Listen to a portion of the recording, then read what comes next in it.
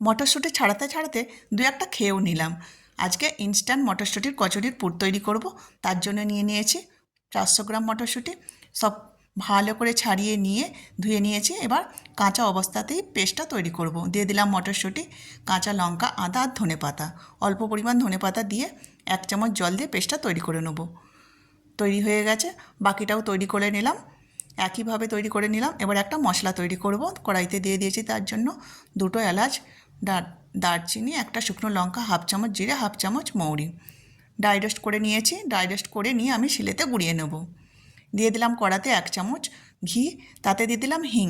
হিঙেরই কচুরি হবে, আর এই হিঙের এই ফ্লেভারটা না কচুরির মশলায় দারুণ লাগে, আর খুব জলদি তৈরি হয়ে যায় এইভাবে পুর তৈরি করলে।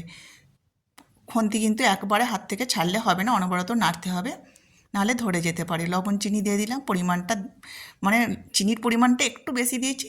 মিষ্টি মিষ্টি খেতে বেশ ভালো লাগে কচুরি। শুকনো হয়ে গেলে মটরশুঁটির পেস্টটা শুকনো মতো হয়ে গেলে ওপর থেকে আমি গুঁড়ো মশলা দিয়েই একদম শেষ করে দেবো মটরশুঁটির এই প্রসেসটা। এবার নামিয়ে নেব। নামিয়ে ঠান্ডা করতে দিয়ে দিয়েছি। আমার কিন্তু পুরটা রেডি হয়ে গেছে। এবার গোল গোল বল আকারে করে নেব। ময়দায় কিংবা আটার যে কোনোভাবেই কিন্তু কচুরিটা করি না কেন, খুব দারুণ হবে। আর আমার বলগুলো সব রেডি হয়ে গেছে।